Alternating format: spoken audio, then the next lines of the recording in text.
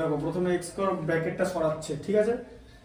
Bracket সরিয়ে দিলে -√3x, ঠিক করে সাইন দাও। ব্র্যাকেটের আগে মাইনাস আছে, তাহলে -2x হবে, তাই তো? -2x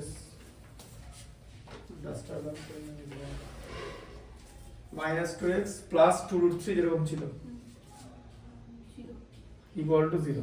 আচ্ছা, এরপর কি হবে? এরপর একদম কমন যাবে, ঠিক আছে? তাহলে এখান থেকে x স্কয়ার আর এদিকে -√3x আছে, তাহলে কি কমন যাবে? দুটো জায়গা থেকে x কমন যাবে। x কমন গেলে x -√3 হলো, √3 ঠিক আছে, করো x -√3 ব্র্যাকেট দিয়ে। আচ্ছা, ওখান থেকে কি কমন যাবে? 2 কমন যাবে, তাই তো? দুটো জায়গাতে 2 আছে তো, দেখতে পাচ্ছ তো?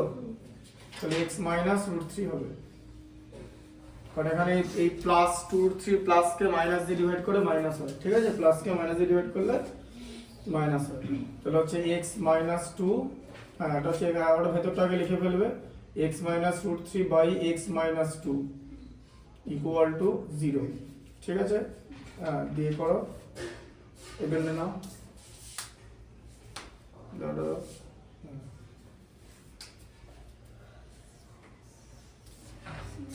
তাহলে x -√3, হ্যাঁ লেখো, x -√3 লেখো, x -√3 ইকুয়াল টু 0। দুটো রাশির গুণফল যদি শূন্য হয়, দুটো রাশি শূন্য হবে, তাহলে x -√3 equal to √3 equal to 0 করো। x ইকুয়াল টু কত হবে তাহলে? √3। আচ্ছা, x -2 ইকুয়াল টু 0, তাহলে x ইকুয়াল টু কত হবে? 2, ঠিক আছে? বোঝা গেল? এটা ইজি ছিল, ঠিক আছে।